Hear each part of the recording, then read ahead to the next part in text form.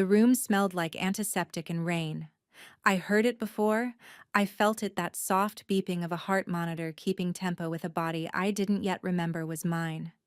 Then the sharp fluorescent light carved across my eyelids, and just like that, I was awake. My first thought wasn't panic. It was, who is that man sitting beside me, holding my hand like it's his right? He looked older than the last image I remembered, a little more gray in the temples, the creases around his mouth deeper. But those were his eyes. Nathan's. Familiar, but unreadable. "Hey," he whispered, voice barely steady. "You're awake." I tried to say something, but my throat burned. So I nodded once, slow. He stood, kissed my hand, and then looked down. His grip lingered just a moment longer than comfort would require. "I need to tell you something," he said. "Before anyone else does. We're not together anymore. We got divorced 6 months ago." It didn't land, like he was speaking another language. I blinked, tried to remember. Divorced. No, that couldn't be right. The last clear memory I had was of us dancing at our niece's wedding, laughing, whispering about retiring early. We were tired but trying. Not perfect, but fighting for each other. "I don't remember that," I rasped. He gave me a sad smile. "That's okay. It's probably the concussion. You've been unconscious for 3 days. 3 days. Divorced? And yet, he was here watching me sleep." "Why are you here then?" I asked, voice hoarse. He shifted in his seat. "Because you don't have anyone else listed as next of kin." I stared at the ceiling, the cracks in the tiles. Something about that didn't sit right. My sister would have come. So would Meredith from my firm. Hell, even my yoga instructor sent cards when my mother died. But no one. Just him. "Did I push you away?" I asked. "Is that why we divorced?" He hesitated just a beat too long. "You'll remember when you're ready," he said, standing. "I'll give you some space." And just like that, he was gone. A nurse came in later with soft hands and a too bright smile. Her name was Casey. She asked me what year it was, who the president was, whether I knew my name. I passed most of it, but the moment she asked if I remembered what happened that day, I froze. "No," I said. "Only that I was driving to a meeting." My brain fumbled, grasping. "You were hit at an intersection." "The driver ran a red light," she said. "Your car spun into a pole. The airbags deployed. You had a fractured wrist and some cranial trauma, but no bleeding in the brain. You were lucky." "Lucky." "Right. Did my ex-husband tell you we were divorced?" I asked. She blinked, caught off guard. "Yes. He filed some paperwork for hospital billing." "Did he visit before I woke up?" "Every day," she said. Sat right there, didn't move much. That didn't make sense. Why would a man who supposedly divorced me show up like a widower in mourning? Unless he had something to hide. On the second day, I asked for my things.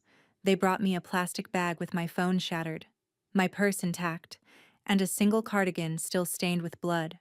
No wedding ring, no wallet, no ID. Nathan must have taken them, or someone did. When I asked him later, he said they were in the glove box. Must have gotten lost in the tow. Something about the way he said it, too rehearsed, too smooth, made my stomach curl. On the third day, my sister finally called. "I just found out. Nathan said you didn't want visitors." My pulse thumped. "What?" "He texted us. Said you were confused. Didn't want to overwhelm you. He was filtering everything, controlling the narrative, even while I was unconscious." "I don't remember divorcing him," I whispered. There was silence on the other end. Then, "You didn't tell me you were getting divorced either." "When I was discharged, Nathan drove me home. Not to our house, the one we shared in Oakbridge for nearly a decade, but to a small apartment 2 neighborhoods away. He said it was where I'd moved after the divorce. I walked through it like it was a museum of someone else's life. Sparse. Cold. One photo on the wall, me on a beach alone. No memories, no notes, no scent of lavender, the one thing I always used to spray on my pillows. "I know this is a lot," he said, standing in the doorway. "But this is your space now. Can you stay a minute?" I asked, unsure why I said it. He hesitated. Then, "No, I shouldn't. It's better this way." He left without looking back. I stood in the living room, heart pounding. There was something he didn't want me to find. And if I had no past, then I would start with the present. And I would build backwards, one memory at a time. The first night back felt like I was squatting in a stranger's life. The sheets were stiff, unwashed. The fridge held expired yogurt and half a bottle of red wine. In the closet, clothes that looked like mine but not the ones I remembered choosing. Black, gray, beige, none of my favorite colors. None of the bright scarves I used to wear. Not a single piece of my old jewelry. It was like someone had staged a replica of my life and forgot the human details. I moved slowly through each room, absorbing the silence. Then I found the drawers empty. Every last one. No photos, no journals, no wedding album. Even my childhood keepsakes, the pressed lilac from my mother's garden, the recipe cards in her handwriting, gone. It was too clean. It didn't feel like a place someone moved into. It felt like a place someone was moved into. The next morning, I stood in front of the bathroom mirror and traced the scar above my right temple. The hairline hadn't fully grown back. I stared at myself, searching for pieces of the woman Nathan claimed I used to be. Divorced, bitter, distant, cold. He made it sound like I'd shut him out long before the crash. We'd been sleeping in separate rooms for months, he said. You were somewhere else. I didn't even recognize you anymore. But I didn't remember being angry. I remembered loving him. Not perfectly, but honestly, deeply. And if my memory of the breakup was gone, I had no way to fight his version of it. Unless someone helped me remember. I called my old assistant at the architecture firm. Lila. Julia, she said, surprised. Are you okay? I heard about the accident through Meredith. She said Nathan told her you didn't want work contacts involved. Another lie, another filter. Lila, when did I stop coming into the office? She hesitated. A few weeks before the accident, maybe. You said you were taking time off to deal with things. What things? She was quiet again. You didn't say. You just looked tired and honestly scared. Scared. I blinked. Did I say anything about Nathan? A pause. No, but you asked if I knew a good divorce lawyer. Something sharp passed through me. I sank into the couch. Do you remember which lawyer I contacted? Dawson, I think. On 5th and Maple. Why? Because I didn't. And if I'd reached out to a lawyer and still didn't file, it meant I'd changed my mind. Something had happened between the intention and the act. Something that stopped me. That afternoon, I asked Nathan to drop off some of my missing things. My wedding ring. My laptop. My sketchbook. He showed up empty-handed. I thought we agreed it was better to start clean, he said. I never agreed to that, I replied. And they're my belongings. He exhaled through his nose like a man barely holding in his annoyance. I'll look for them. But I could tell he wouldn't. There was something in his eyes, not guilt, not even regret. Control. He still believed he was in charge of my narrative. That night, I went through the small bookshelf in the living room. Most of it was impersonal paperbacks, a few design journals. But tucked between two oversized cookbooks, I found something wedged deep into the back of the shelf. A single Polaroid. Me on the floor, cross-legged, laughing. A cup of tea in my hand. Nathan behind me, kissing my temple. My sister on the couch, clapping at something. It was taken during our anniversary brunch. The 15th anniversary. Which was only 7 months ago. The way he described it, we'd been separated by then. But that photo, that real unscripted moment, said otherwise. I called my sister the next morning. Did you take a photo at our anniversary brunch? I asked. Of course, she said. That was the last time you and Nathan seemed like you. I swallowed. He told me we were already separated then. What? She snapped. No. You two were talking about going to Italy for your 17th. I sat back in my chair, heart racing. He lied, I whispered. Julia. Her voice softened. Are you sure you're ready to dig into this? I have to. Otherwise, I don't know what's real. Later that day, I opened a drawer under the sink and found a notebook tucked behind cleaning supplies. It was water-stained, the cover soft from years of use. It was my journal, at least the last one I had written in. Only the first few pages were filled in, dated just weeks before the crash. April 4, Nathan says we need space. But I don't want space. I want truth. April 9. He left his phone out again. Evelyn, Evelyn, Evelyn. I know the name. April 12. I found the key. I'm not ready to open the box, but I will. Evelyn. A name, a presence, a threat. Who was she? And what box? I stared at the last line again and again. I found the key. I searched the apartment until midnight. Under floorboards, inside air vents, behind picture frames. Nothing, until I lifted the mattress and heard a soft clink. A tiny brass key taped to the underside. I held it like it was sacred, like it had been waiting for me to wake up. The brass key felt strangely heavy in my hand. It was warm from my grip, smooth with age. I turned it over again and again, trying to think, what box?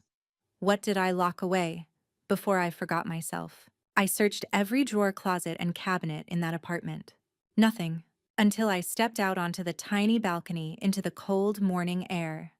I crouched near a crate of tools and cleaning supplies, wedged behind a dusty plastic bin of old shoes.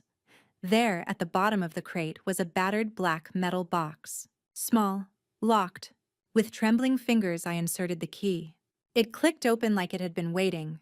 Inside a USB drive, a folded letter, a photograph torn in half, my face on one side, Nathan's half missing, and a single sticky note, "If I don't remember this, will." I went back inside and sat at the kitchen table. The letter was in my handwriting. Slanted, rushed, like I was afraid I wouldn't finish it in time. Julia, if you're reading this, it means the box stayed hidden. It means the worst has happened. Nathan is lying to you. He has been for months. I didn't leave him. I found something. And I think it's why everything started falling apart. You wanted proof. It's on the USB. But don't let him see it. Not yet. Don't trust anyone until you're sure. Not even yourself. Love you. My heart pounded so hard I felt it in my gums. I opened my laptop, not the one I used to use for work, but an old backup Nathan must have overlooked. The USB loaded instantly. Inside 3 folders. Evelyn, Nathan, audio. My hands shook. I started with Evelyn. Photos, screenshots, emails. Nathan with a woman I didn't recognize, dark-haired, striking, at least a decade younger. Holding hands in a cafe I'd never been to. The timestamps were clear. February, March, April. While I thought we were planning a trip to Florence, one screenshot was of a calendar invite titled, "Call Dr. Sweeney, Re-Inheritance Clause." That's when my pulse stilled. Dr. Sweeney was our estate lawyer, and the inheritance clause had been Nathan's idea, something he pushed for when we updated our wills after I turned 40. It stated that in the event of either of our deaths, the survivor would inherit everything, unless the couple had been divorced for more than 90 days. I remembered hesitating. What's the point of that clause? He'd laughed.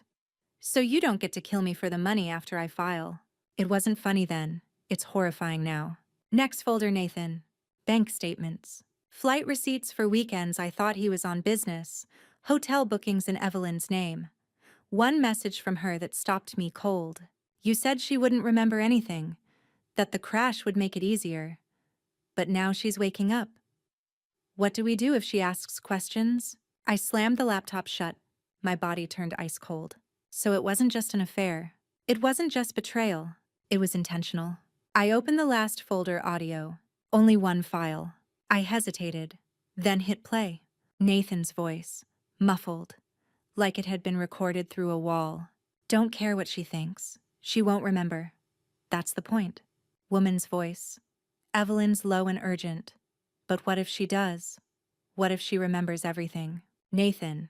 Then I'll handle it. I always do. I sat in silence for what felt like hours. My breath came in short, shallow gasps. I wanted to cry, but I couldn't even feel the tears. Just a numb kind of clarity. This wasn't just a man trying to spin a breakup. This was a man trying to erase me. The box wasn't just a backup plan. It was evidence. And I had hidden it from him. The next day, Nathan showed up unannounced. He looked freshly showered, clean-shaven, calm. Smiling like none of this was unraveling around him. Thought I'd check in, he said. How's the head? I studied him. Calculated, charming, dangerous. I found a photo, I said carefully. From our anniversary brunch. His smile faltered just a hair. You kept that. You told me we were already separated by then. He shrugged. Memory's tricky. Maybe I got the timeline wrong. I smiled back. Maybe. He poured himself a glass of water without asking. Sat down like he still belonged. You should try not to overthink this, he said. You need rest. Healing. The past? It'll only hurt you. I nodded slowly. But in my mind, I was memorizing everything, the way he held the glass, the way his left thumb trembled when he lied. I asked one more question. Who's Evelyn? His hand froze mid-sip. He covered quickly. Evelyn. A name came up, I said. In a dream. Sounded familiar. He smiled again too fast. Just someone I used to know. Long ago.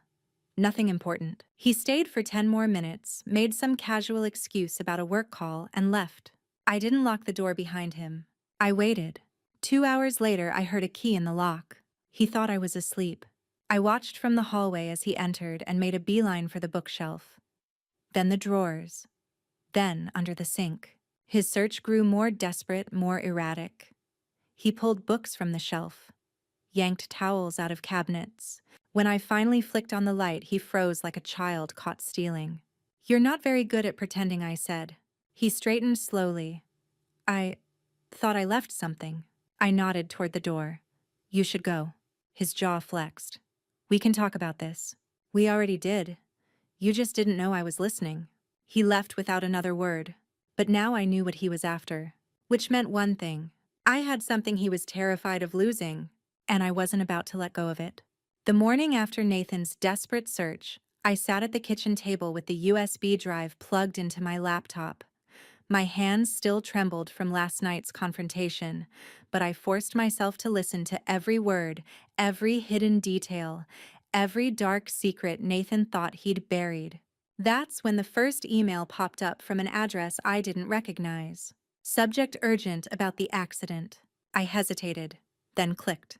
The message was brief, but the implications shattered me. Julia, I'm sorry you had to find out this way. Nathan isn't who you think he is. The accident. It wasn't an accident. You need to be careful. If you want proof, check the clinic files dated the week before your crash. A friend. My breath caught. Who was this friend? Why hadn't they come forward sooner? And how much had Nathan controlled my world without me knowing? I searched the USB again and found a folder labeled Clinic Docs. Inside were scanned pages from the memory clinic I'd been visiting sporadically before the accident. One report stood out. Patient requested MRI to assess cognitive impairment on April 15th, not performed due to administrative error. Notes. Patient expressed concern about husband's behavior and suspected foul play. I reread the lines. My eyes burned. I remembered that day now, sitting in the clinic, heart pounding, begging for answers for protection. But the scan never happened. Because someone had stopped it. Someone I once trusted. I knew I had to confront Nathan again. But this time, I needed backup. I reached out to the woman from the emails, the mysterious friend, and arranged a meeting. Her name was Claire, and when we met, she handed me a file thicker than any I'd ever seen. Nathan's not just cheating, Claire said, voice low. He's been manipulating you, covering tracks, even tampering with medical records. I swallowed hard. He tried to erase you. For the first time, I saw the full scope of the man I married, and the woman I was fighting to become. The morning sun sliced through the thin curtains of the apartment like a warning. I sat at the chipped kitchen table, the brass key and USB drive heavy in my palm, a strange weight pressing down on my chest. The silence around me was suffocating, the kind that stretches your skin tight and leaves your thoughts echoing inside your skull like footsteps in an empty hallway. I'd faced Nathan the night before, caught him searching, lying, trying to reclaim control. But that encounter was nothing compared to the storm brewing in my mind now. The files, the photos, the audio on that USB drive had opened a door I could no longer close. I plugged the USB into the laptop and let the folder icons bloom on the screen. Evelyn Nathan Audio Clinic Docs. each one a silent witness, a shard of a truth too sharp to ignore. My fingers trembled, but I clicked on the emails first. The folder named Evelyn contained pictures Nathan with a woman I didn't recognize, Evelyn as the files called her. The woman's eyes were dark, fierce, defiant in a way I couldn't reconcile with the man I thought I knew. He smiled beside her in some photos, but the smile didn't reach his eyes. There were screenshots of secret messages, calendar invites about inheritance clauses and estate meetings, plans whispered in digital ink, plans that I was never meant to see. I sank back into my chair, the air thick around me. Then I found the folder named Audio. I hesitated. There was only one file inside, an audio recording, raw and unfiltered. With a shaky breath, I hit play. Nathan's voice came through low and cold, distant yet unmistakable. She won't remember. That's the point. A woman's voice, sharp and urgent, probably Evelyn's, cut in. But what if she does? What if she remembers everything? Nathan's voice hardened. Then I'll handle it. I always do. The blood drained from my face. The man I'd loved, the man who held my hand and whispered promises, was a stranger speaking of control, of erasing me. I swallowed hard. The pieces started to fit together like a puzzle with jagged edges. I was never meant to wake up. If I did, Nathan's plan was to silence the truth or me. Later that morning, I received an email from an anonymous sender. The subject line read simply, "Urgent about the accident." My hands shook as I opened it. Julia, I'm sorry you had to find out this way. Nathan isn't who you think he is. The accident. It wasn't an accident. You need to be careful. If you want proof, check the clinic files dated the week before your crash. A friend. My heart skipped a beat. Someone else knew. Someone else had been watching. I dug into the USB again and found a folder marked Clinic Docs. Among the medical scans and clinic notes was a report that stopped me cold. Patient requested MRI to assess cognitive impairment on April 15th, not performed due to administrative error. Notes: patient expressed concern about husband's behavior and suspected foul play. My throat tightened. I remembered sitting in the sterile clinic clutching a referral form, begging to be taken seriously. I had asked for answers, for something to explain the growing dread, the fractures in my life I couldn't yet name. But the scan never happened, because someone stopped it. Someone I trusted. I felt the walls closing in. How deep did this deception run?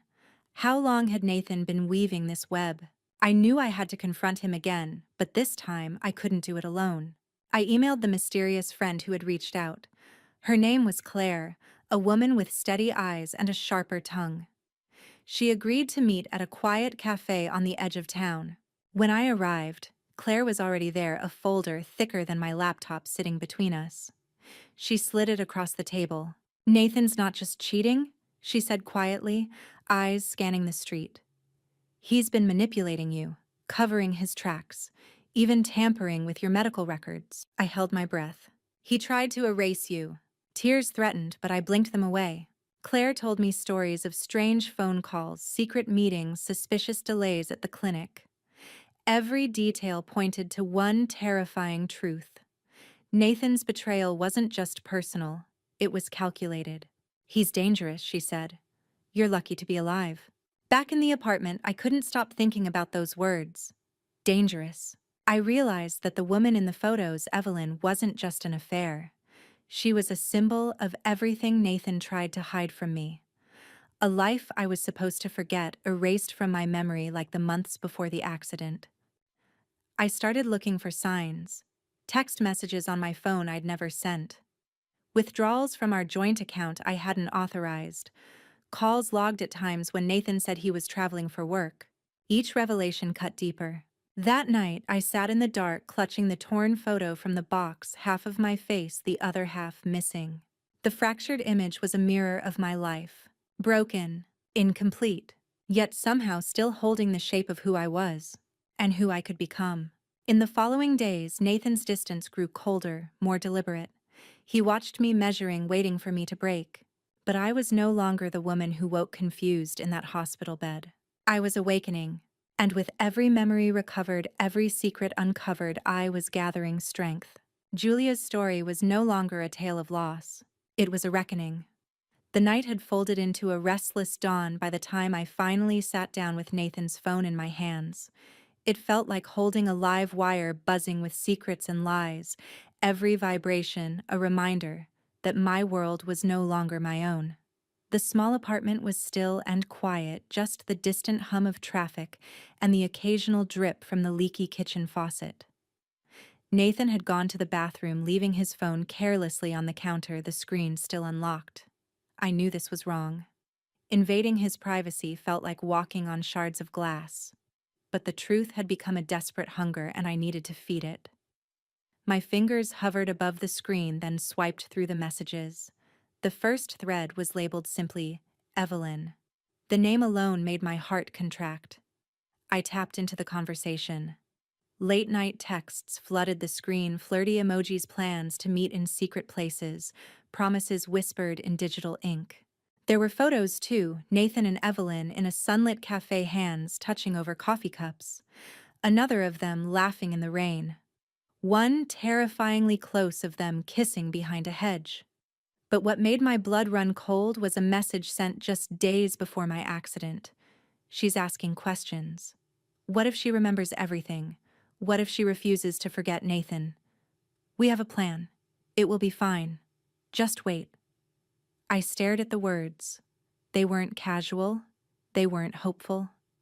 They were a calculated promise, a threat dressed as reassurance. I dropped the phone onto the table, my hands shaking. I was supposed to have been confused, forgetful, out of it. But Nathan's words told a darker story. One where the accident wasn't an accident at all. Where my waking was a problem to be solved. Over the next morning, I struggled to hold the pieces together. The fragmented memories, the emails, the texts, the lies, they swirled inside me like a tempest. I needed help. Someone who wasn't bound by emotion or blind loyalty. I reached out to Claire, the woman who had contacted me through that anonymous email. Her calm voice was a balm to my frayed nerves. I want to trust you, I said when we met at a small cafe. But I don't even know who to trust anymore. She smiled gently. Start with me. Claire handed me a thick file bulging with photos, receipts, and reports. Nathan's been careful, but not careful enough. He's been covering his tracks, deleting texts, hiding documents, pressuring doctors to alter your records. This isn't just a marriage breaking. It's a deliberate erasure. I flipped through the pages, every detail more damning than the last. Why, I asked, voice barely above a whisper. Control, Claire said. Power. And greed. I closed the file. He tried to erase you, she repeated. Back home, I was restless. The apartment felt like a cage, every shadow a reminder of what I'd lost, what Nathan had stolen. I couldn't sit still. I opened the torn photograph again, my smiling face sliced in half by the ragged edge of betrayal. I pressed the pieces together on the table, trying to make whole what had been shattered. Then a thought, the missing journals. The hard drives Nathan claimed to have removed. What if they held more clues? I decided to search for them myself. Late that evening, I went back to the old house. Our house, the one Nathan said I'd moved out of after the divorce. It had been boarded up, a shadow of what it once was. The windows dusty, the garden overgrown with weeds. I climbed through the back gate, my heart pounding as if I was trespassing in my own life. Inside, dust motes floated in shafts of moonlight. I traced my fingers over the wallpaper I used to touch absent-mindedly the creaky floorboards that once echoed with laughter. In the basement, I found a locked cabinet. The brass key in my pocket fit perfectly. Inside, a stack of journals, notebooks filled with my handwriting, a laptop with a cracked screen, and a hard drive labeled Truth. I sat on the cold concrete floor and opened the journals. The pages were raw, unfiltered entries filled with suspicion, fear, hope, and desperate plans. One entry stood out, April 10th. I think Nathan is hiding something. I caught him deleting files from my work computer. When I confronted him, he smiled, said I was imagining things. But I'm not. I need proof. My hands trembled as I pulled the laptop from the cabinet and plugged in the hard drive. Files opened slowly, but inside were documents, emails, and photos. Everything Nathan hoped I'd never see. Contracts that shifted millions in assets without my knowledge. Emails between Nathan and a lawyer discussing ways to quietly transfer property. Photos of Nathan and Evelyn in hotels at dinners at their unborn child's ultrasound. I felt nausea rise in waves. But beneath it all was something else. A flicker of something I thought was gone. Resolve. The next morning, I confronted Nathan again. He was seated at the kitchen table sipping coffee as if nothing had changed. I set the hard drive and journals in front of him. I found everything I said, voice steady despite the storm inside. His eyes narrowed, lips tightening into a thin line. "You don't know what you're doing, Julia." "Oh, but I do," I said. "And I'm done being invisible." For the first time since the accident, I wasn't afraid. Nathan stood abruptly, knocking his chair back. "Stay out of my way," he warned. "This isn't over." But I met his glare. "This is just the beginning." As I watched him leave, I felt the weight on my shoulders lighten just a little. Because now I was no longer the woman who woke confused and betrayed. I was the woman who remembered. The woman who would fight. The city felt colder that morning, as if the weight of everything I'd uncovered had seeped into the very air I breathed. The streets were busy, but I felt alone, a solitary figure moving through the noise with a secret too heavy to share. I'd made a decision. I couldn't wait for answers to come to me anymore. I had to find them. The first step was obvious, or so I thought. I needed to return to the places Nathan had erased from my life, starting with the gallery where we'd spent so many afternoons. It was a small, light-filled space nestled between a cafe and a bookstore, the kind of place where art whispered stories from canvas to soul. But today, it felt ominous. As I approached, a black sedan idled at the curb. My heart jolted. A woman sat inside, watching me with an intensity that stole my breath.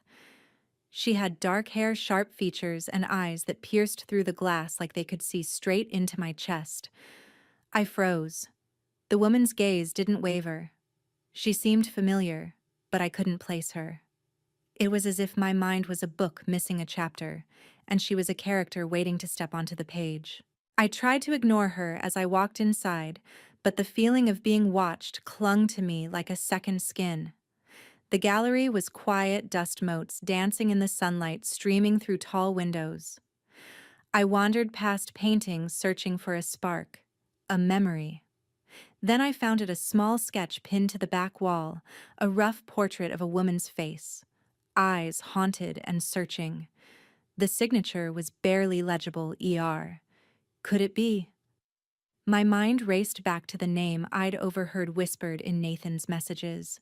Evelyn. Had she been here, watching, waiting? I asked the gallery owner, a graying man named Thomas, if he knew Evelyn.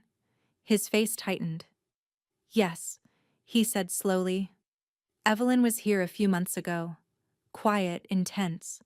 Asked a lot of questions about you, about me." My voice was barely a whisper. Thomas nodded. "Said she was worried about you.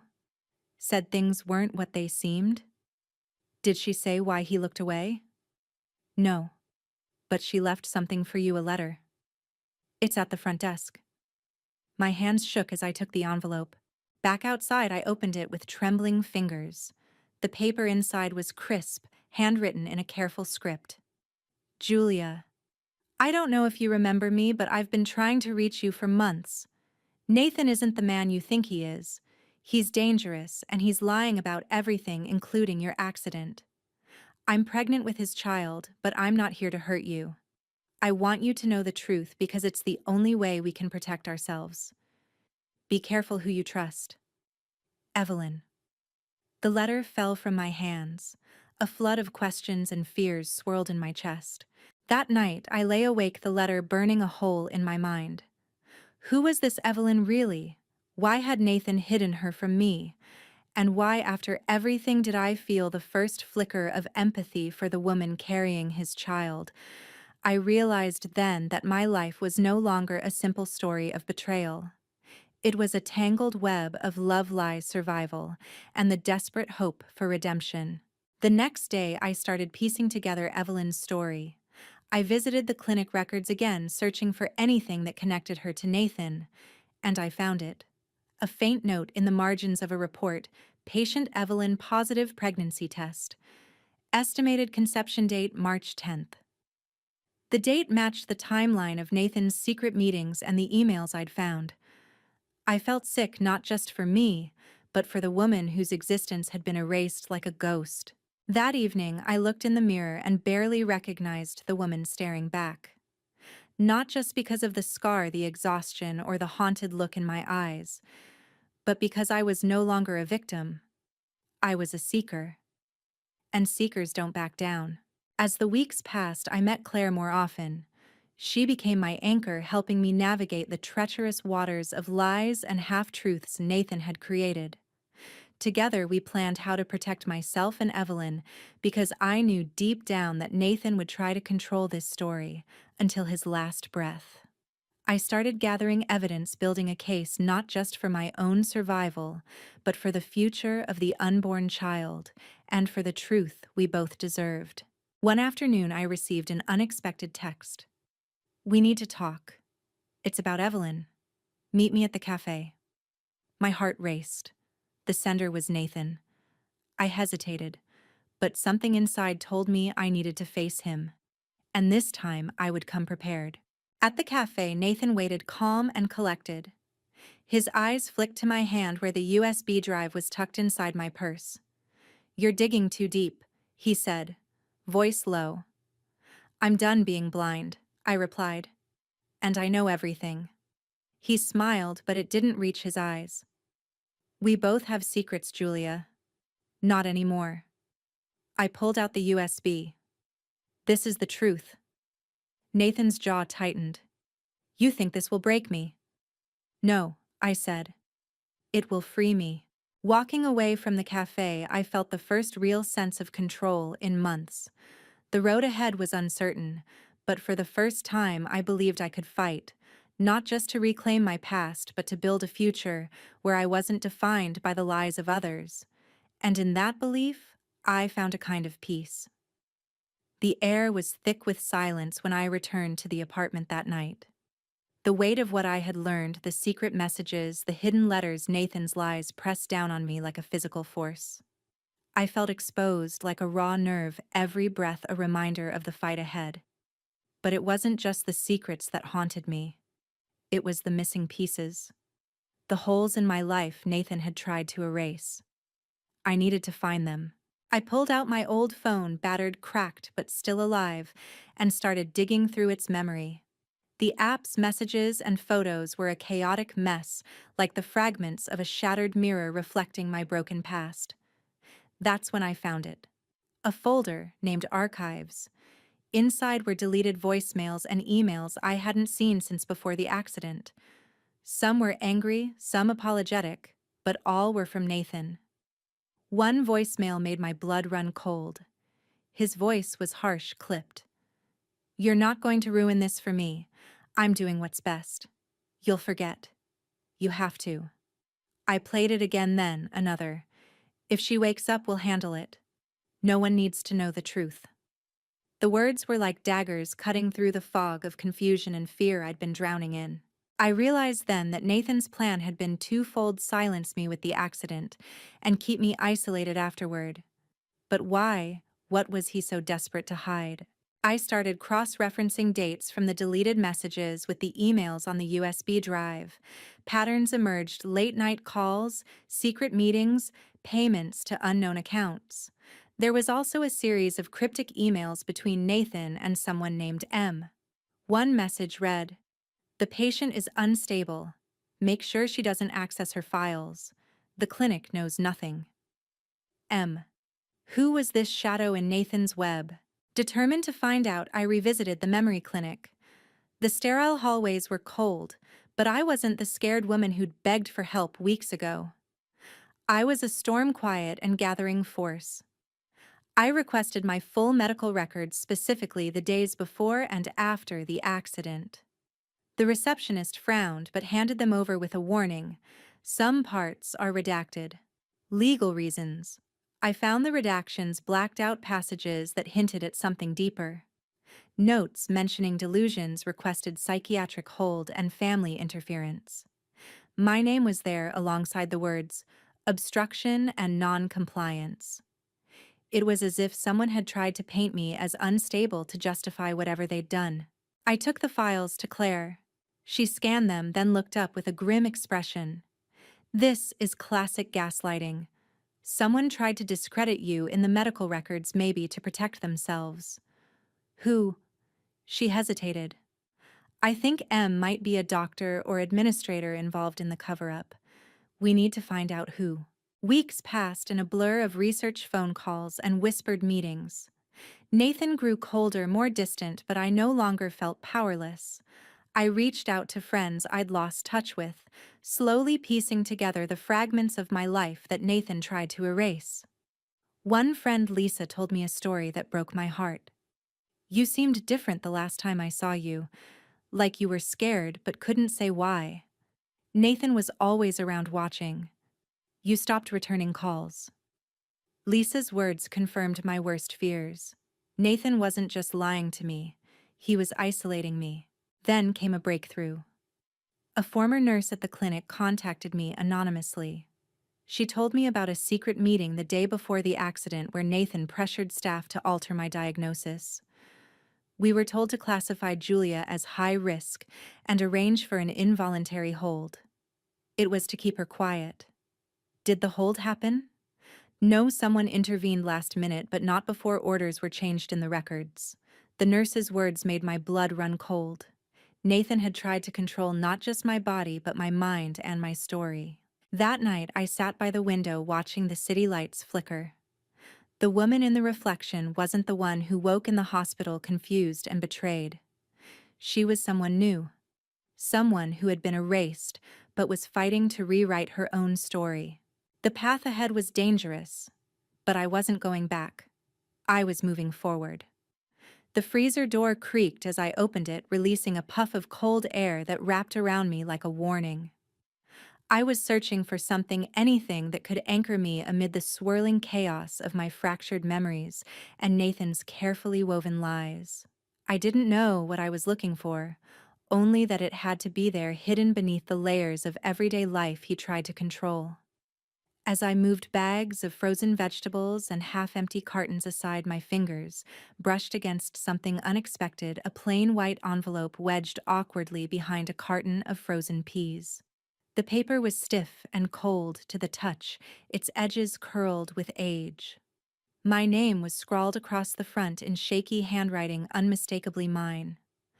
I held the envelope in my hands, the weight of it heavier than anything else in that cramped kitchen.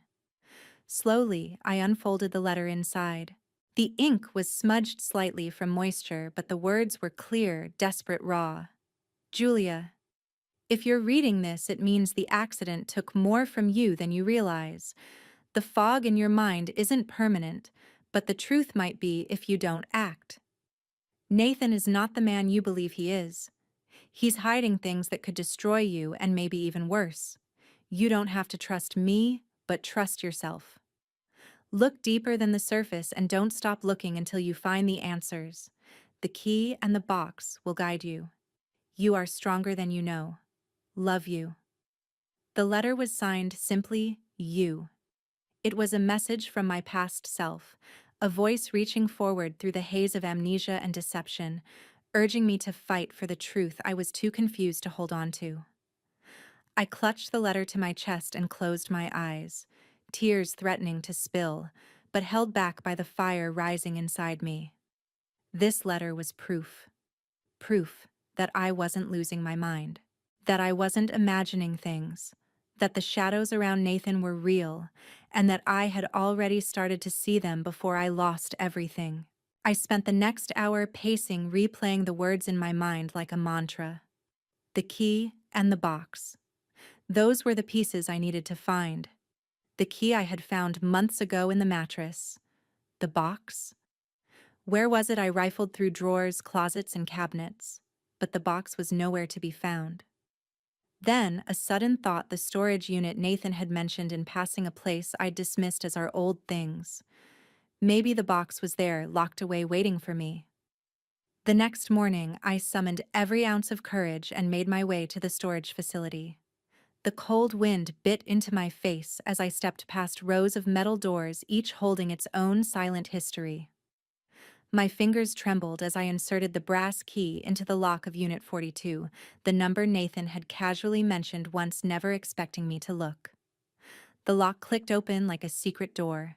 Inside was a small, dusty room filled with forgotten memories, boxes stacked haphazardly, old furniture covered in sheets, and in the corner a sturdy black box with a brass clasp. I lifted the box with reverence, my heart hammering as I opened it. Inside lay a treasure trove of evidence notebooks filled with my handwriting, voice recorders, letters, photographs.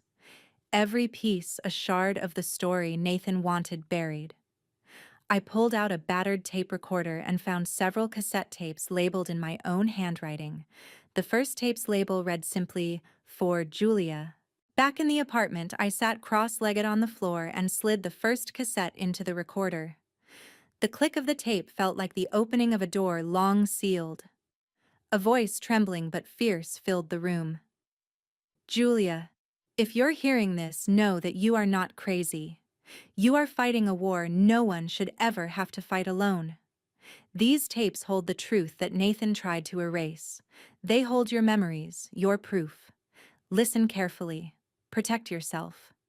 The voice was unmistakably mine, younger, vulnerable, and determined. With each tape, fragments of my past came alive, conversations with friends warning me, whispered fears about Nathan's secrets, confessions I'd hidden from even myself.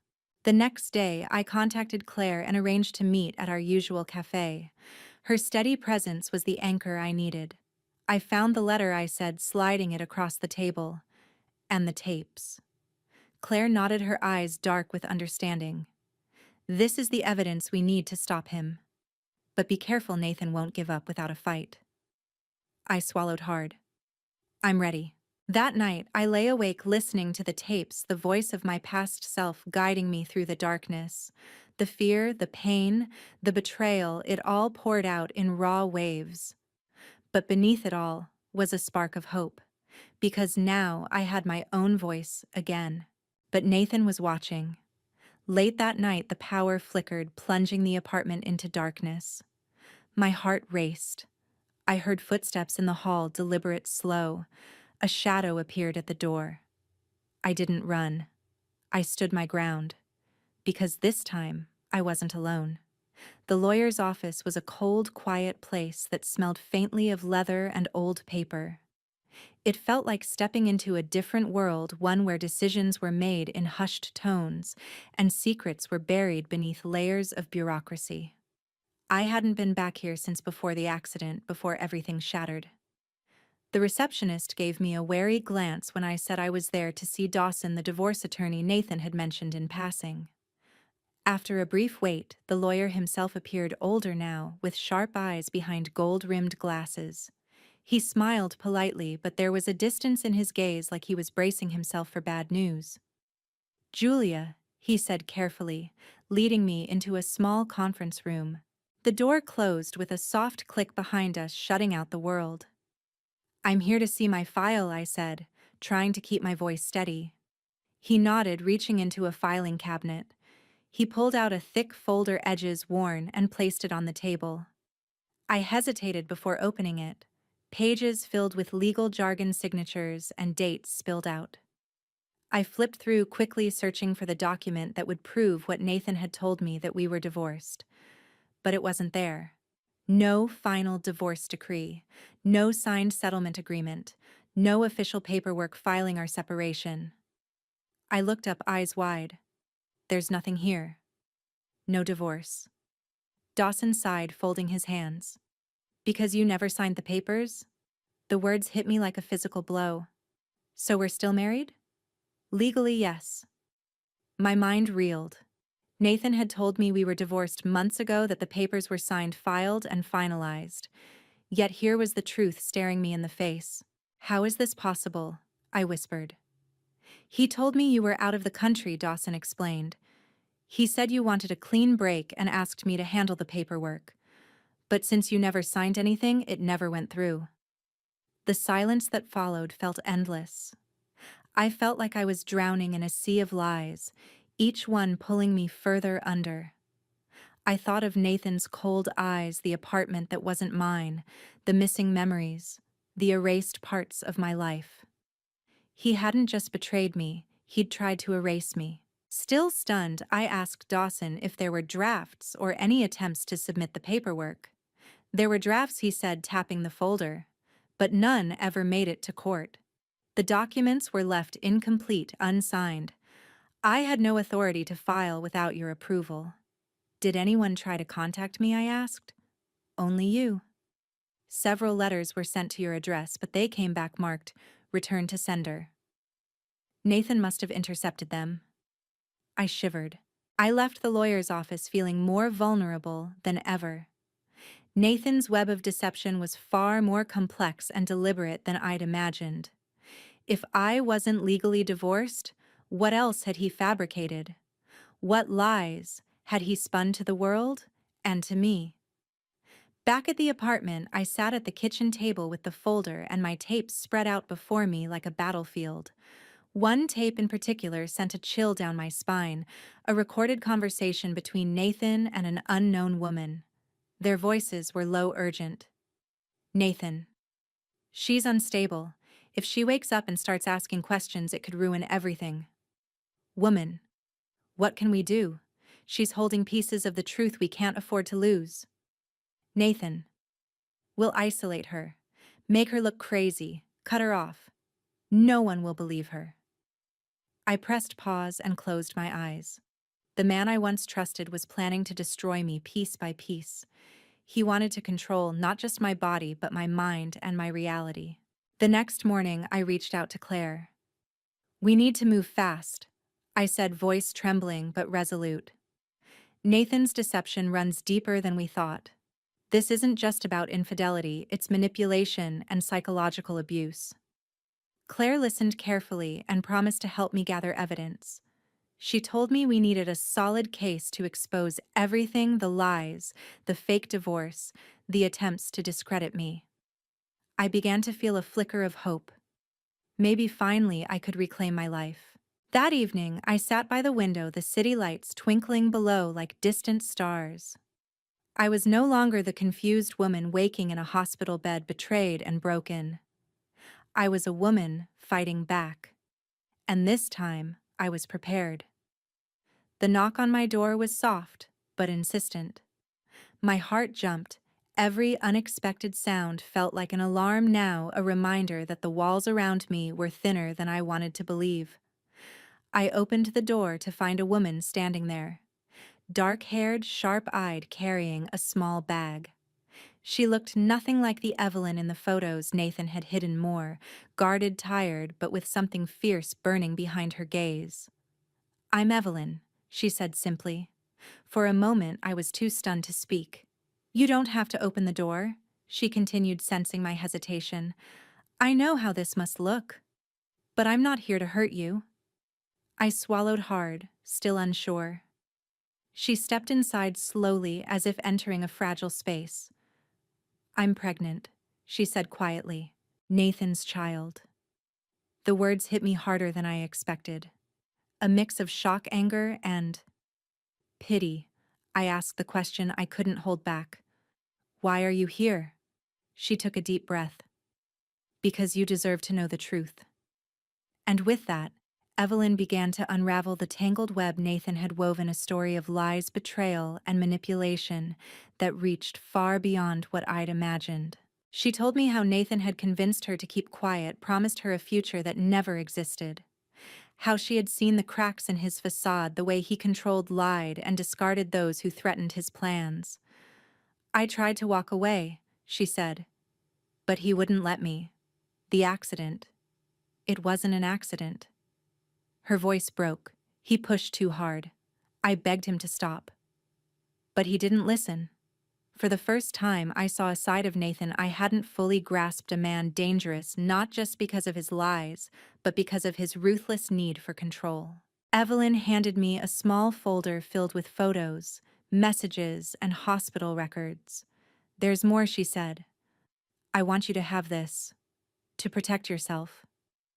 I looked at the evidence proof of Nathan's manipulation, his attempts to isolate me, his lies to everyone around us.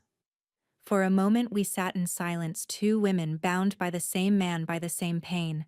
Then Evelyn reached out and took my hand. "We don't have to be enemies," she said. "Not anymore." That night I lay awake thinking about everything Evelyn had shared. About Nathan's child growing inside her. About the betrayal that had torn my life apart. And about the strange hope I felt that maybe together we could find a way to heal. The next morning I called Claire. "We have to be ready," I said. "Nathan is dangerous and he won't stop until he's lost everything." Claire's voice was steady. "We'll protect you both, no matter what." As days passed, Evelyn and I grew closer, united by a fragile trust. We shared stories, fears, and plans, becoming allies in a battle we never asked for. Together we faced the daunting truth. Nathan's secrets were darker and deeper than either of us had imagined. One afternoon, Evelyn pulled out a faded photo from her purse. It was Nathan smiling beside a man I didn't recognize. "Who's this?" I asked. "That's Michael," she said. "Nathan's brother. He's the one who helped cover things up." Another layer of betrayal. Another reason why Nathan believed he could escape justice. I realized then that Nathan's web wasn't just about us. It was a family affair. And to truly reclaim my life, I had to confront every shadow. The realization hit me like a tidal wave. Nathan's betrayal wasn't isolated. It was a sprawling, tangled web woven by his entire family to protect their own. Every lie, every manipulation, every attempt to erase me was backed by a silent alliance stronger than I had ever imagined. I looked at Evelyn, who sat beside me, not as a rival, but as a fellow survivor caught in the same storm. Her presence was no longer an intrusion, but a lifeline, proof that even in the darkest moments, solidarity could spark hope.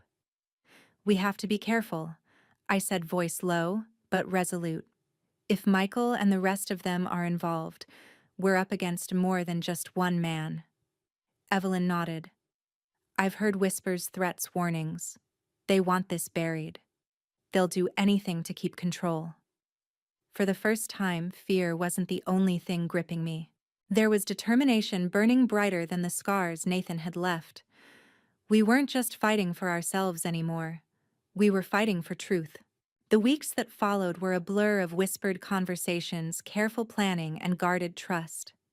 Evelyn and I mapped out what we knew, where the holes were, and who might still be allies. We found strength in each other's stories, in shared pain, transformed into purpose. Claire became our strategist, guiding us through the maze of legal and emotional minefields. She helped us gather evidence, connect with professionals who could testify, and build a case that would expose the full scope of Nathan's deceit. But Nathan was no fool. His grip tightened as he sensed the walls closing in. Messages came, veiled threats and warnings, reminders that he was still watching, still controlling. Yet each challenge only steeled my resolve. No longer a victim, I was a woman reclaiming her life piece by piece, shadow by shadow. Together, Evelyn and I stood on the brink of justice, ready to confront the darkness and finally bring the truth to light. The moment Evelyn uttered those words, Nathan planned, the accident time seemed to stop. The room closed in around me, the air thickening like fog, suffocating. My heart thudded violently, each beat hammering the truth that had been whispered in shadow, now roared in the light. This was no random crash. This was cold, deliberate, and meant to end me. Evelyn slid a worn folder across the table, the edges frayed from handling the contents, a puzzle piece of our broken lives. Grainy security footage from the day of the crash stared back at me. There, frozen in the grainy black and white. Still was a car waiting at the intersection, not mine, not even close. It was foreign, ominous, a predator lurking in wait. Nathan's brother, Michael Evelyn, said, voice low and steady. They worked together to orchestrate everything. The accident was no accident. They wanted you gone. My breath caught in my throat. The magnitude of the betrayal swallowed me whole. For months I'd been haunted by missing pieces of memory, the coldness of Nathan's gaze, the way my world had fractured. But this was a new kind of darkness. It wasn't fate. It was a plan, an attempt on my life. I clutched the folder, feeling the weight of every photo, every message, every damning piece of evidence. The texts between Nathan and Michael detailed the timing, the coordination, the perfect moment to ensure my destruction. Among the chaos of altered clinic records and silenced staff was a sinister effort to paint me as unstable, a ticking time bomb they could dismiss if I tried to speak out. Every lie, every erased memory was part of a carefully crafted narrative to isolate me, to destroy my credibility, to make me disappear. I felt the walls close in around me, a pressure that threatened to crush my spirit. But beneath the panic and fear, a fierce determination ignited. I was no longer the woman who woke confused and betrayed. I was a survivor, a warrior fighting to reclaim her story. That night, sleep was a stranger.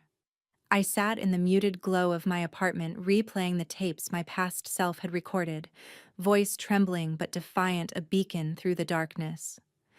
I heard my own warnings, my pleas, my steady resolve echoing through time.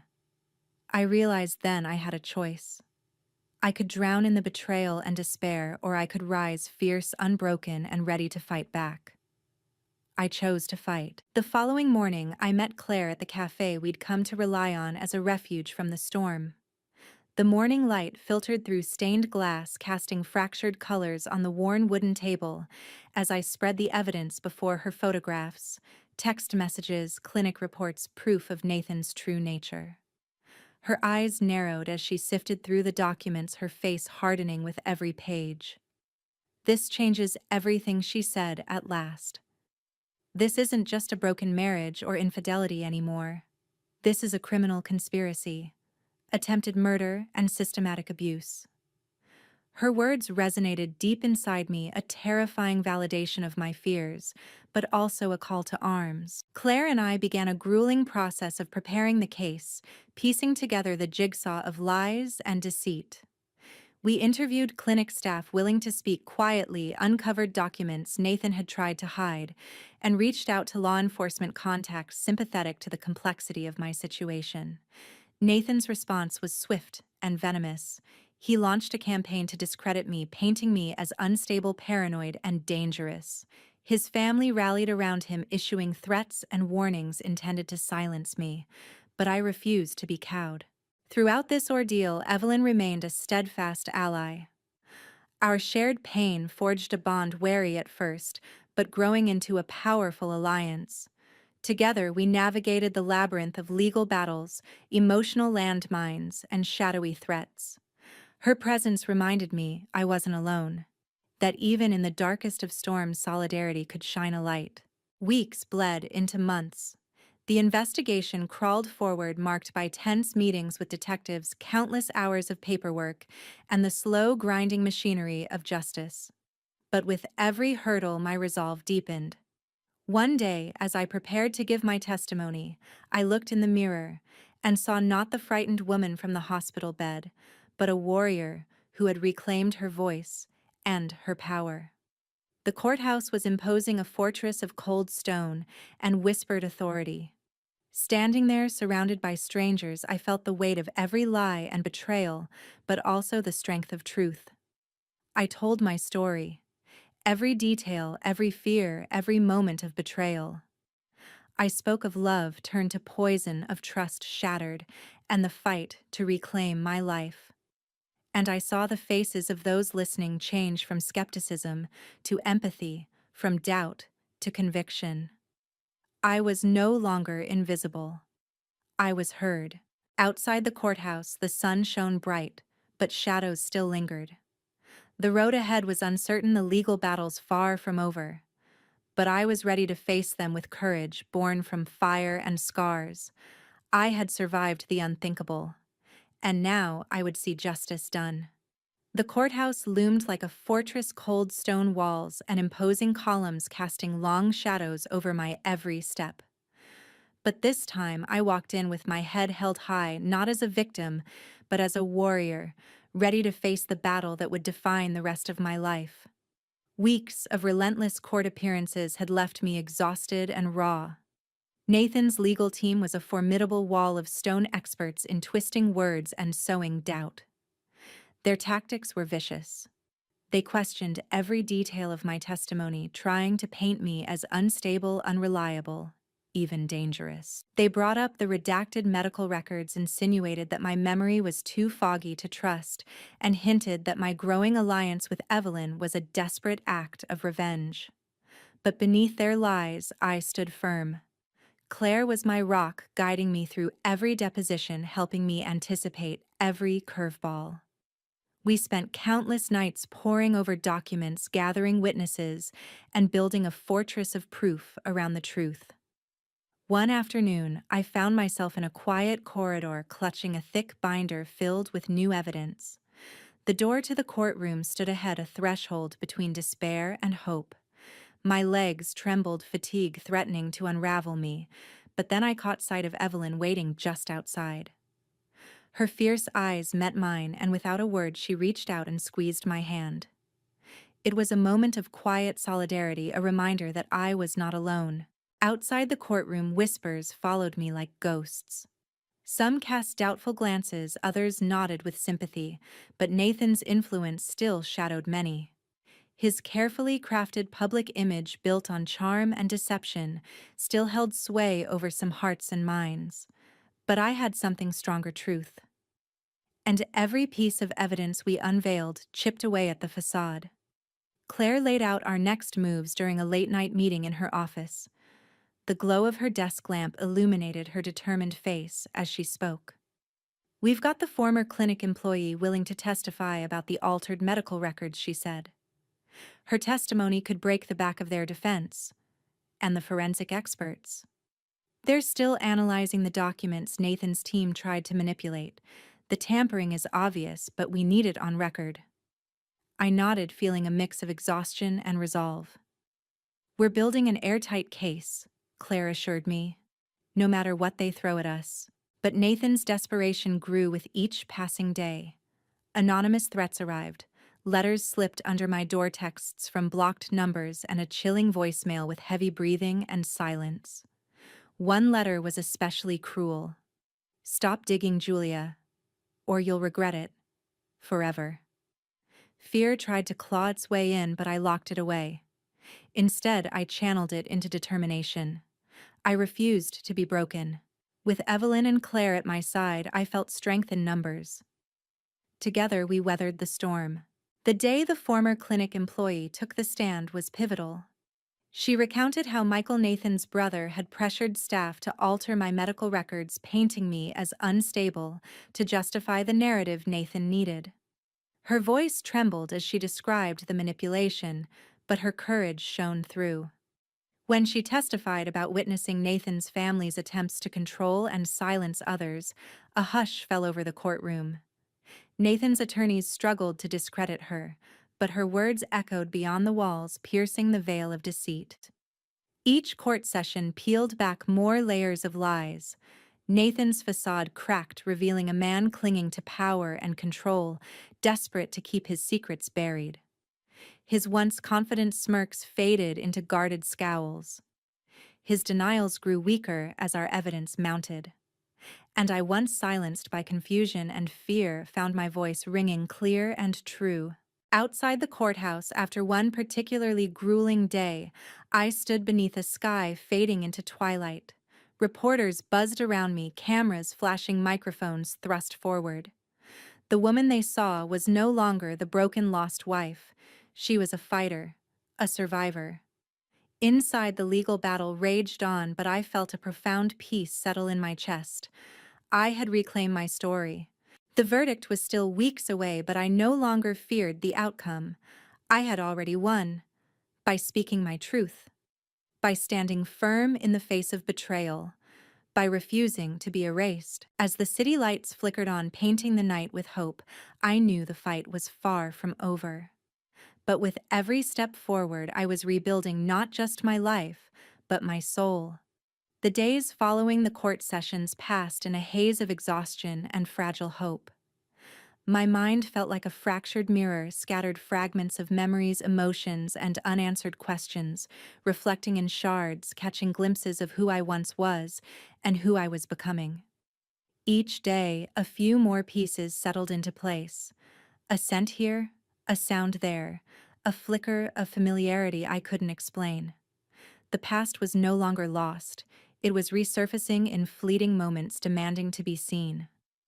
One afternoon, I sat in my small, sunlit living room with Evelyn and Claire. The air was thick with unspoken understanding as I described these flashes, how the lavender soap scent transported me back to a childhood memory of my mother's garden, how my fingers automatically traced the same subtle patterns on the table edge my mother used to draw when deep in thought. Even the way Nathan once called me Julia Bear whispered from the edges of my consciousness, distant, yet unmistakable. Evelyn listened, her eyes soft but focused, as if watching something fragile bloom. Claire, ever the pragmatist, nodded slowly. "Your brain is healing," Claire said. "It's reconnecting pathways that were severed.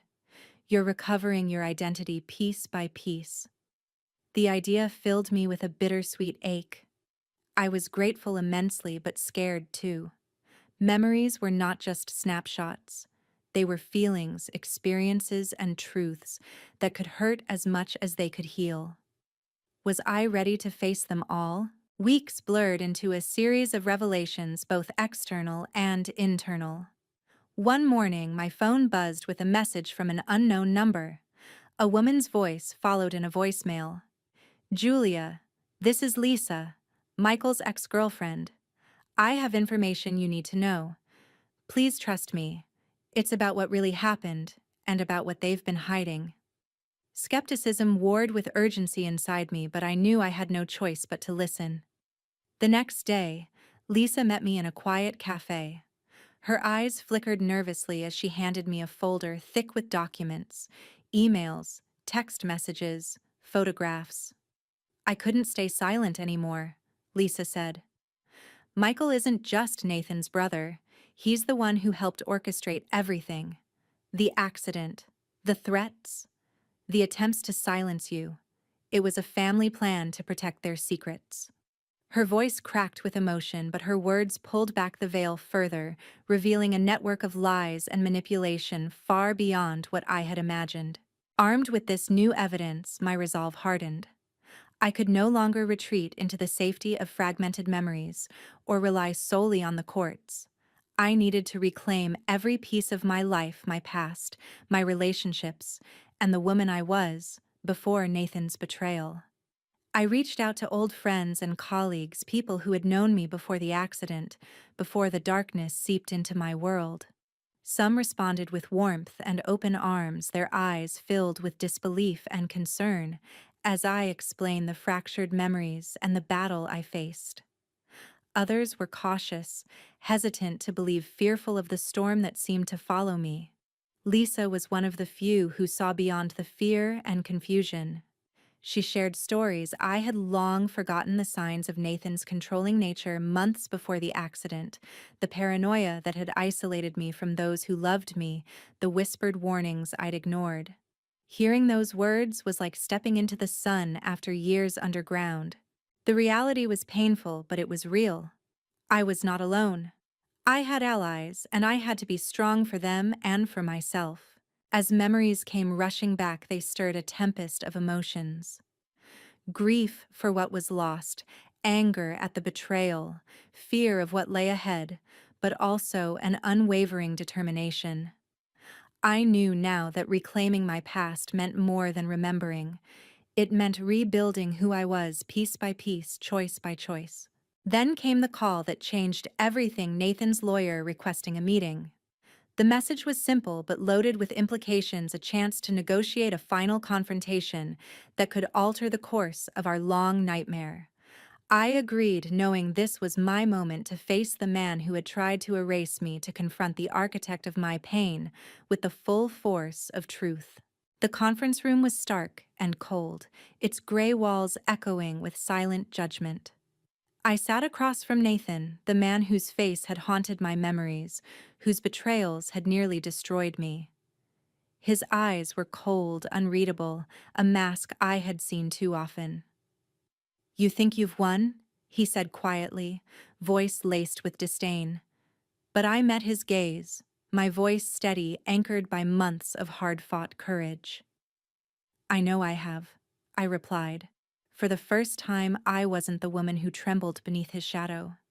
I was the one standing tall, wielding my truth like a shield. I told him everything, the memories resurfacing like flames, the evidence stacked against him, the witnesses ready to speak. I told him how his lies had failed, how his control had broken.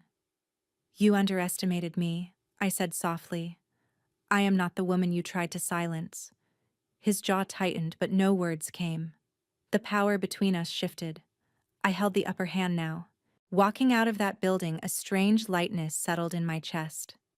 The weight of years of betrayal hadn't vanished, but the burden had lifted. I was no longer trapped in fear or confusion. I had reclaimed my voice, my memories, my life. The road ahead was uncertain and the fight far from over. But for the first time in what felt like forever, I believed in the possibility of peace. That night, I sat alone in the quiet dark, letting the stillness wash over me. The woman who once woke confused and broken was gone. In her place stood someone forged by pain, resilience, and hope. And as the city lights flickered like distant stars beyond my window, I whispered a promise to myself: I will not be erased. I will tell my story. And I will find my freedom. The city was a blur of lights and noise outside the windows of the courthouse, but inside the atmosphere was tense, like a pressure cooker about to burst. This was the moment everything could change. Every second in this room was a step closer to justice, or deeper into the nightmare Nathan had built around me. Claire sat beside me, a pillar of calm in the storm. Her presence was a steady reminder that I wasn't alone, that every piece of evidence we'd gathered, every witness who'd found courage, was part of a movement to reclaim my life. The courtroom filled slowly, the hum of whispered conversations filling the air. Nathan entered last, his expression unreadable, but his eyes sharp. The man who once seemed invincible now carried a weight, one I recognized as the fear of exposure.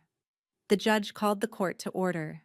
Today was the day witnesses would take the stand, people who had seen the cracks in Nathan's facade, who had heard the whispered threats, and who could testify to the truth I'd fought so hard to bring forward. The first to testify was a nurse from the clinic, her hands trembling slightly as she took the oath. She told the court about the pressure she and other staff had felt, how Michael, Nathan's brother, had coerced medical personnel to alter my records and silence anyone who questioned the official narrative. Her voice was steady but filled with quiet defiance.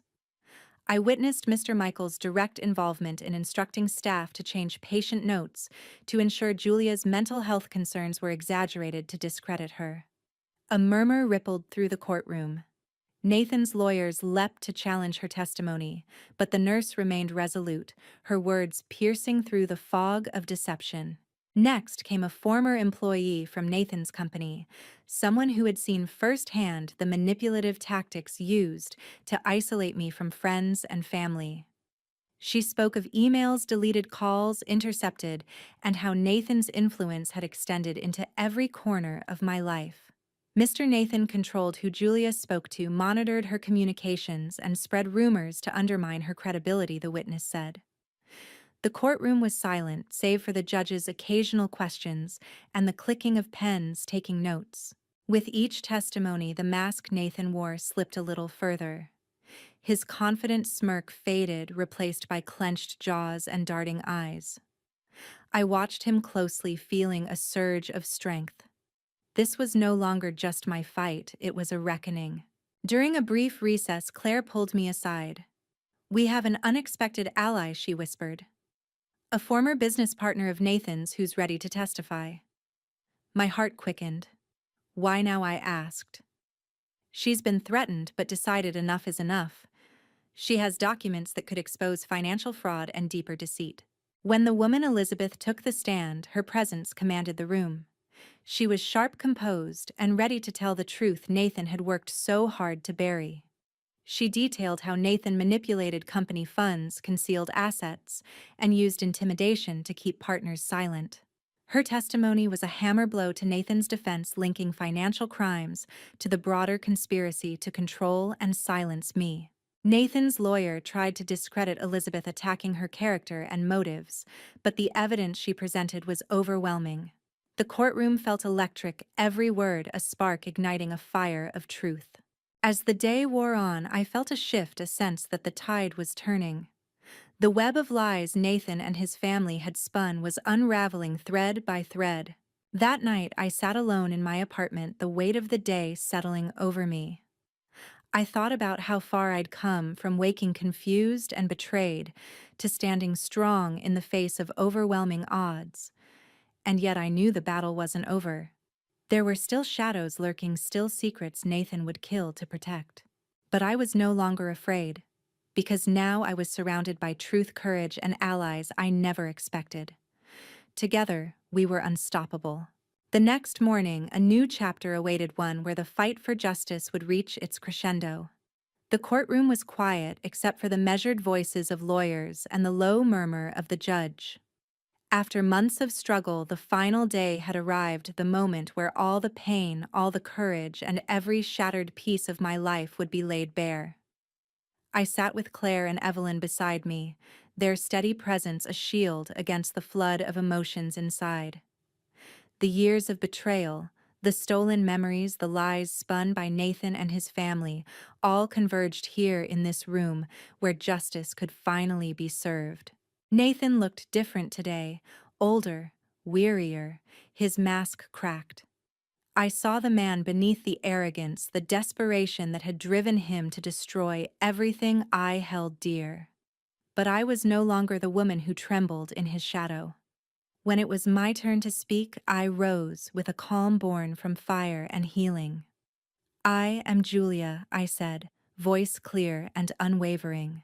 "I am a survivor, and today I reclaim my story." I recounted every detail, the accident that wasn't, the years of manipulation, the stolen memories, and the alliances forged in pain and hope. I spoke not just of betrayal, but of resilience, of the strength found in truth. With every word, I felt my past and future merge, the fractured woman I was and the empowered woman I had become. The testimonies from the nurse, the former employees, and Elizabeth, the business partner, echoed through the court, weaving a tapestry of evidence that Nathan's defense could no longer deny. The weight of truth pressed down, breaking through walls of deceit. When the judge finally spoke, her voice was firm, resonant with the gravity of the moment. "The court finds sufficient evidence of conspiracy, manipulation, and attempted harm. This court will proceed with the appropriate actions to ensure justice." Relief and triumph swelled inside me. It wasn't just a legal victory, it was a reclaiming of my life, my voice, my dignity. Outside the courthouse, the world felt different, brighter, full of possibility. Evelyn and I stood together, no longer enemies but survivors, bound by shared pain and hope. Claire's smile was radiant, a beacon of the battles won and those yet to come. In the weeks that followed, healing continued, slow, imperfect, but unstoppable. Memories deepened, relationships mended, and new beginnings took root. I found joy in small moments, a morning walk bathed in sunlight, laughter shared with friends, the quiet peace of a night without fear. The journey had been brutal, but it had taught me this: truth is a force that cannot be silenced, resilience is born in the darkest places, and even broken hearts can find their way back to whole. As I look to the future, I carry the scars and the strength, reminders of a battle fought and won, a life reclaimed. And I know, no matter what comes next, I will face it with courage, honesty, and hope. Thank you for listening to my story.